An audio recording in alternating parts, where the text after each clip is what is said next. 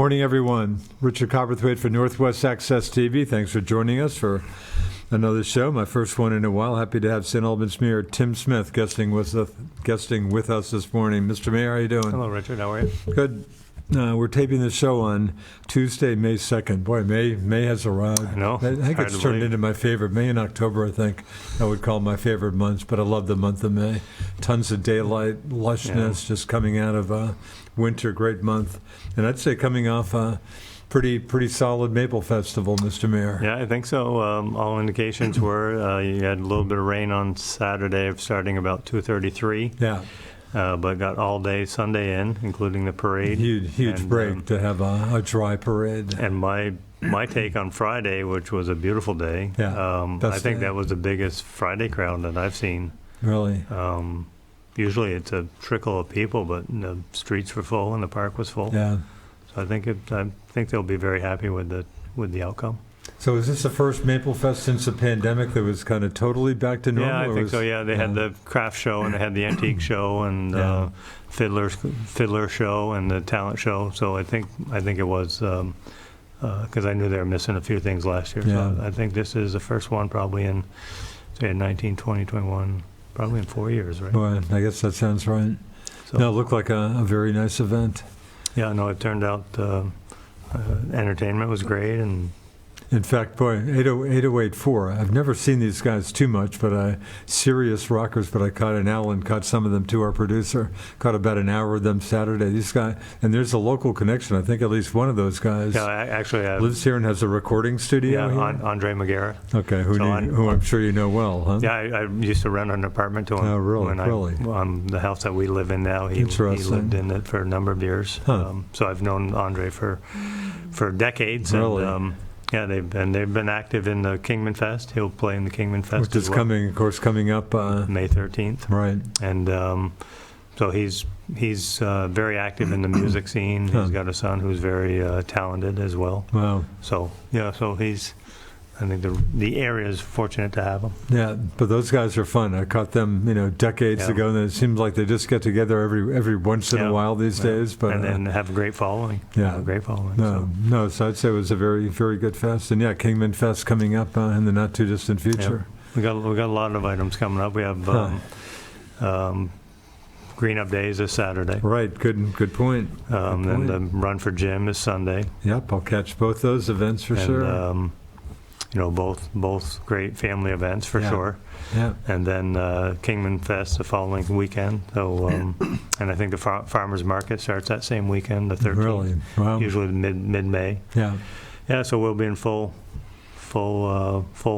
all-out mode for spring and summer. So that's good. And again, the usual concerts in Taylor Park. Concerts in the park. Yeah. Will be going on. Car show. Farmers markets every weekend for sure. Yeah. So there's a number of activities, not only in the city, but the town is they do a number of great activities as well. They do their Thursday night farmers market. And they mix in music with that. Whoever made that decision, great decision. They've really, I think the town has done a great job. They really have grown that well over the years. It started out slow, but I think they've really done a nice job to bring it to the level that it is. Yeah. And the park, the Bay Park, looks wonderful. Yeah. So, so I'm looking forward to the summer for sure. Speaking of the town, again, the historic agreement of a couple months ago on the water sewer issue and patrol coverage by City PD. Anything new to report that, or any other talks about getting anything else in the fold? Although I'm not sure there's too much more you could do. I guess recreation kind of comes to mind, but. Recreation, a lot of people bring up fire, but fire both departments have a good relationship. Yeah. Both they have individuals that respond to fires, whether it's the volunteers, whether it's a city or town fire. Boy, speaking of fire, Bobby Cross comes right to mind. I guess his last year with the town. I only knew that from reading the town report. Yeah, I heard that he's getting ready to retire. Interesting. So, and they've always had great chiefs through the years. Yeah. I look at the involvement. Jason Bonnet's one that comes to mind. He wasn't a chief, I don't believe, but very active in the town fire department, as has Bobby and others. So, They've been, in many towns, they struggle to find volunteer fire departments, but I think both city and sure. town have had good numbers and Yeah. have been able to be very active with their volunteers. Of course, City PD retakes command in the town July 1st, 2024, a little over a year down the road. Is the City PD already kind of gearing up for that in terms of hiring? For sure. They've had a number of conversations with folks. They've had, I think they had some younger individuals who were on Parks Patrol take another step towards being full-time. So there's a number of things in motion to get the staff up to full numbers. So. And cities still covering Highgate at this point, but we not go after that contract again, or unknown? I think that's unknown at this point. We still have we'll go another year. I think in July they'll bring us, and then we'll have to make a decision at that point. There's been other opportunities. I mean, Georgia, we maybe take a shot at Georgia, which of course is covered very part-time by Milton PD right now. I think the two things that come into play whenever we talk about any town is what's the response time. Yeah. I mean, how close is it, and how big is the community itself? I mean, Georgia's good size, Highgate's good size, but, so response time comes into play, and then whether we have the staffing to do it. So I think the initial focus will be all on the town before we look at any other opportunities. Yeah. So. How's the city fiscal health-wise, Tim, with about 2 months left in the fiscal year? City, in terms of its finances, doing okay? I haven't heard otherwise. Yeah. I haven't asked, Richard. Yeah. That's a good question. Of course, the TIF projects come to mind. There was, a fair amount of indebtedness there. And all those things. If there's a concern, it's still the INS building. Yeah. And what's the future of that? And Boy, getting any nibbles on that? Or? There has been some activity. Some Really? people have looked at it. The question is, what will be the tax value? Right, which of course Grand List has been about halved at this point from what it used to be. It was 15 million and it was down to 7.5. Wow. So what does that, that's impacted our operating budget for sure, the general fund. Yeah. So we need to track that closely and see where we end up. And of course, the old railroad building, the classic railroad building comes to mind too. Now empty with the railroad dispatch folks having in the new digs. They've kept 2 or 3 folks in the building. Yeah.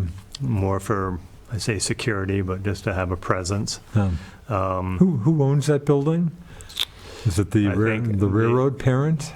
I think Genesee and Wyoming owns it, and then the parking lot and some of the land is owned by Canadian National. So there's sort of a mix there, from what I understand. But the new facility, rail dispatch, the transition went over very well. They're very pleased with it, so that's that proved to be a very good project for sure. And again, it seems like I saw a reference to maybe a large number of apartments, an apartment complex on the Fonda Solo site, or did I dream that up? There's a master plan of which one, I think there was 3 buildings, of which one is moving forward with Cathedral Square, and that's with 30 or 32 units, more on the senior side. So that one is... they're looking for funding and pulling their funding package together. But yeah, they're moving forward, and the other 2 are not. Those are just discussion pieces. The other 2 buildings, but it is. And how many units are they talking with that? That one I don't know. I think that one's the only confirmed one was the Cathedral Square one. Interesting. But it sounds like St. Albans. Doing a whole lot better than a lot of other places with housing, with apartments and stuff. Yeah, I mean, the legislation is still a little disturbing for me down in the State House, where basically they're pushing for every house can be turned into a duplex. And, from my experience in our neighborhood, duplexes have, when you don't have an active landlord, Yeah. duplexes can become a problem, in my opinion. Yeah. You know, my wife and I ended up buying the one across the street because that was, it was a drug house at one point. It affected the entire neighborhood. Yeah. So we bought it, and now we have control over it. Recently, just five houses away, we had a situation with 4 individuals who were squatting in an apartment Really? on Messenger Street that there was the city police and others did a raid on. Huh. You had another duplex nearby that had an individual who was arrested for child pornography. Wow. And those are all, you know, they're homes that the owner is not attentive to who they rent to. Huh. So if you turn the whole city into duplexes, I don't think it's going to do anything for our quality of life. And the you know, the city manager and the council have worked hard to improve neighborhoods with a number of different initiatives we've done. And I think by turning everything into a duplex will not be beneficial to the city of St. Albans or other. I mean, Enosburg, Swanton. I mean, all of them would be affected by it. Yeah. I think it's a knee-jerk reaction on the part of the legislature, especially when the city has done so much to attract new apartments. Right? I mean, you've got the city's worked with Grant Butterfield on his project on Lake Street. And that's still moving ahead? Moving forward. He just got some funding for brownfields, I think, and he's looking at 72 units. Wow. The city is still active in trying to track down new developments and focus on housing. And the Maiden Lane apartments projects across from the library, that went pretty well. Yeah, it's been 60 units there, you know, up from 25. So the city's doing their share. We should be able to have some type of out of the, you know, the state legislature, in my opinion. If we're accommodating housing and other means, we shouldn't be tearing apart our neighborhoods. So as you sense, I'm pretty strong feelings about what that legislation is going to look like. Yeah. Speaking of which, I have a free press, which typically gives you news a day or two late, but front page headline today: Scott vows to veto climate bill as too expensive. As 5, and I'm sure that's one of the issues you're paying attention to. I heard Irene Renner was guesting on VMT yesterday, the new Democratic senator from, I guess, Chittenden North, which is what most Milton, some of Essex, and I think at least Fairfax Milton, in Franklin County. And she said she'll oppose it. But boy, does Scott have enough demo senators to maybe keep his veto? Obviously, Senators Norris and Brock here in Franklin County. I think Dick Maas is opposed to it, but it seems like he's going to still need another vote or two. Have you got a handle on that? No, I think you hit it on the head, Richard. Exactly. He's and there's a big push to have people contact their legislators to try to convince them to move away. Yeah, a lot of those folks showed up at the State House. Some of the small heating dealers and stuff. But I mean, any plumber who I've spoken to says it won't work. I mean, in Vermont, the temperatures, a heat pump works fine when it's 40, 50 degrees, but when you get to 10 or 0 degrees, it can't keep up. So you do need an alternative. You need a backup, and that policy doesn't allow for a policy or for a backup plan. I mean, the other piece of that is, we talk about affordability in the state of Vermont all the time. I mean, how many legislators have run a campaign based on affordability? Sure. And then we do this. We have payroll taxes for childcare and paid family leave. So I mean, we're not doing anything for the affordability of people living in Vermont. Which the governor's, of course, always quick to say. Sounds like, again, I just got back from a trip, sounded like the House and Senate were pretty far apart on the paid family leave and maybe child care. Have they gotten, is it clear how that's coming together or not really? We the regional development coordinators, of which there's 12 of us, meet every weekly on Mondays. Oh, really? And The update we had gotten was the paid family leave is still on the wall in one of the committee's room. I don't know which committee it is, but it hasn't left the wall. So it almost led people to believe that unless something drastic happens, that it will be a discussion for the second year of the biennium. Really? So time will tell. The initial adjournment date was, what was being thrown around was May 12th, which is a week from Friday. I don't see that happening. I would think it's probably going to be closer to the 18th or 19th. Really? Another issue getting attention is it wouldn't affect legislators, in the next session, but a session or two down the road with doubling their pay and getting medical benefits. And again, the argument is, hey, it's, they're a bunch of fine legislators, but they tend to be obviously a much older demographic, a lot of retired folks, and this is, from proponents, are just pushing this as a way to get more of a younger, better mix in the legislature. What are your thoughts on that bill?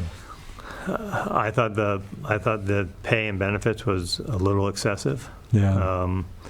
I thought I don't think you want to get to having people run just for the money. I think many people who run for the right reasons and not the money.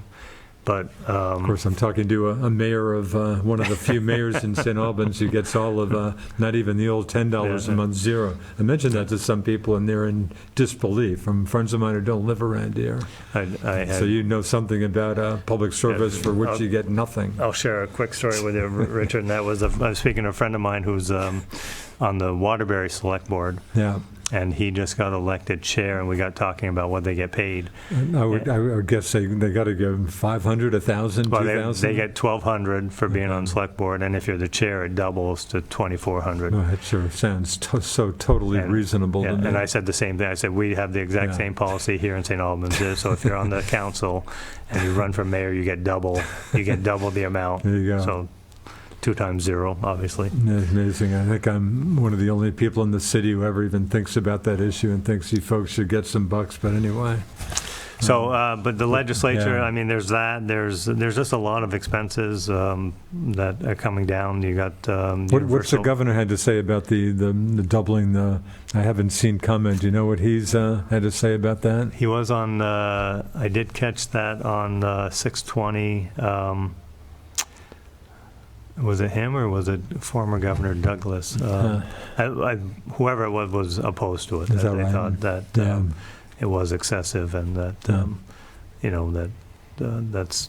that's not the reason you want someone to run. Yeah, I did actually bump into Representative Lynn Dickinson yesterday in Hannaford, but I was kind of more focused on Vermont State University issues. Didn't get into legislature too much, but she's been in the thick of that. Of course, she's been busy. The huge controversy when the, I guess now former president came out with the all digital. Of course, I'm a book guy. Give me a book I can hold in my hand. So that blew my mind. But boy, it just sounds like their financial situation. I just mentioned that to her. I just said it sounds like such a shaky. And she said, well, hopefully not. I think it's always going to come back to Jeb Spalding. Yeah, boy, who could forget Jeb? Jeb made the announcement, he advocated that they didn't have enough money and that things had to change, and they showed him the door, but I think in the long run, he's going to prove to be right. Yeah. So. Boy, I guess it becomes officially Vermont State University come July 1st. Yep. Boy, it just sounds like not real solid ground there. But I did, going back to the governor, he was in the parade. Oh, is that right? I didn't even catch him. He was right up front. He didn't have, it was just him walking with his 2 security people. Oh, yeah. And his truck, his electric truck, followed up behind him. Just not making a big thing of it. No big thing. Just it was available to talk to folks, and I talked to him before the parade for about 10, 15 minutes. Yeah. And you could sense his frustration with, that the legislature as it's formatted today, just no consideration for the cost and what it was going to do long term to the budget and where that money would come from. Yeah. So he thinks there's going to be repercussions for sure 2 or 3 years down the road. May get through this year without a problem because we have all the federal funding, but after that it may be much more difficult. So, boy, especially if his vetoes, again, he's making it clear he'll veto the S5, presumably this other big spending items also. Do you think this might be it for the governor if his vetoes don't get, if he can't hold them, you think we might be seeing the last term, or who knows? I'm sure nothing you'll get out of him now. I mean, it's 7 years now. I guess that sounds right, fourth term, I think, Which is probably what his president, Jim Douglas, I think, was probably a 4-term guy. Yeah, he was, The fear for me is that if he does... Good luck getting another. Remember, it was a Middlebury College professor, one of their top political science profs, maybe 10 years ago, saying, boy, I'm not sure Vermont's ever going to elect another Republican governor. And, of course, Phil Scott, but boy, if you get past Phil Scott... I don't know where we'll go. Boy, good luck finding another Republican who could win statewide. Yeah, I think Lieutenant Governor Zuckerman is trying to position himself. Presumably, of course, he ran for governor before. Right. So time will tell, I guess. Interesting. I did talk Mike Pichak, the state treasurer, was in the parade, and I got to know Mike a little bit from interviewing him before the election. Talked to him briefly as he walked by. Yeah, no, I like Mike a lot. Lives in Winooski. He was up for the St. Patty's Day parade. Yeah, I caught him at St. Patty's Day. And it's funny. I was going down Lake Street at 4 o'clock. And he was walking back to his car, so he had been here from 11 to 4. Really? Taking in what the Maple Festival had to offer. And but I like Mike. I think it'll be interesting to see how this investment policy, where they can invest 10% of the state revenue. That sounded like a pretty. And I guess some other states have done a similar plan. Yeah.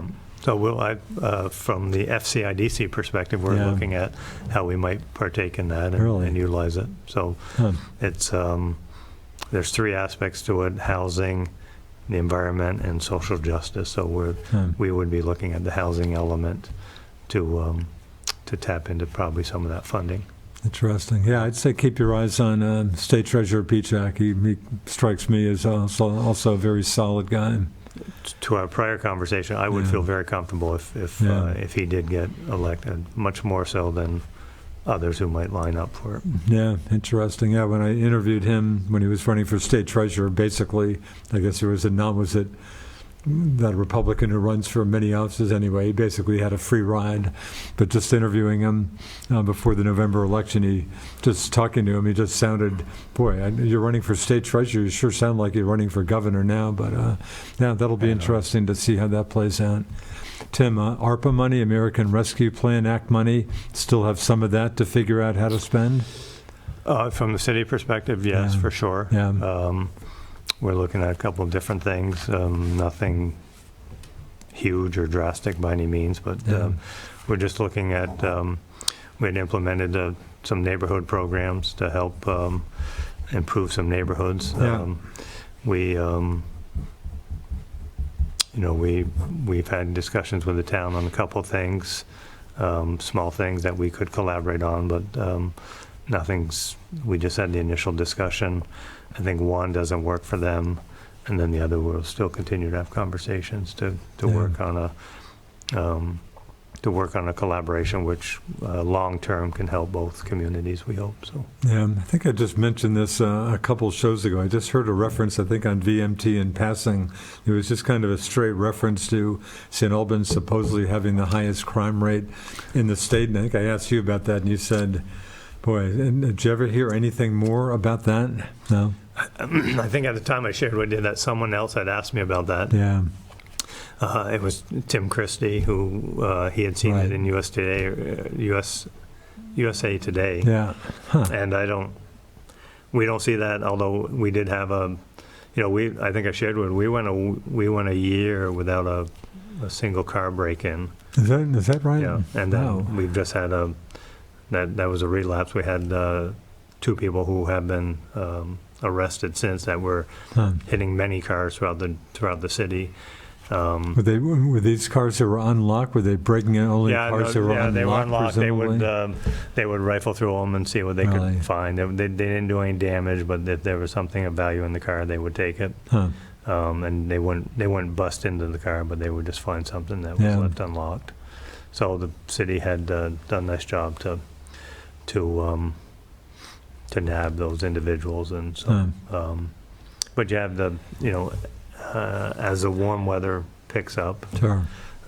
historically it's always been a busier season for the police Sure. officers, Yeah. as opposed to a 10 below day where no one goes outside. But Right. so the expectation is things will get a little busier for the police, but for the most part, we've been very fortunate. I think Chief Mo Lamont has done an outstanding job, Yeah. as with his officers. There was a heavy presence. I'm looking at the Maple Festival, and it's come to the point where you have to protect the people attending the Maple Festival Sure. from someone driving Some through. crazy guy. Someone driving through. We've seen it how many times in Yeah. other events. Yeah. So I think the city's done a great job to sort of isolate and protect that downtown area for sure. Yeah. And the police presence, I spoke to Jason Weatherby on I guess it was Sunday morning, and he said they had no calls Yeah. for the festival portion of it at all. So Yeah. they had other activities going on, but he was pleased with the way the festival had been going, and no issues. Yeah. Community swimming pool coming off a decent winter. Oh, very good. I think Yeah. above everyone's expectations. Really? I think where we will be focused is see what the costs relative to heating it, Yeah. electrical, gas, all that. So we'll see where those come into play, and it'll give us a much better expectation going into the next budget year. But the income was up. All the programs are filled out. Someone told me yesterday that all the summer programs, Wow. the swim lessons are full. Really. So I think to the point where the person I spoke to was looking for someone to do private lessons. Really. Yeah, so I think all that, and they've been able to train lifeguards, and so they have. That's proved to, in my mind, it's proved to be a huge success. We get compliments on it all the time. Yeah. The resource that it is for not only just St. Albans City, but Yeah. the entire region. Yeah. So. And the bubble will come off like late June or something? I think or? we talk around that Memorial Day timeframe. Even a little earlier? Yeah, it's still heated, so you could still get in Right. in June, even though there may be some cool nights, Yeah. it'll still be heated. So, No, it sounds like that's worked out very, very Yeah. well. yeah. Weldon Theater, of course, we talked, I think, last show, city bought Weldon Theater, the Bellevue building.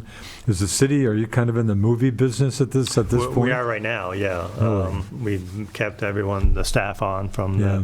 the Gamashes, and we're hoping to entice someone who wants to run it. I think the last time we spoke, we had a meeting coming up, but that individual chose to go a different route.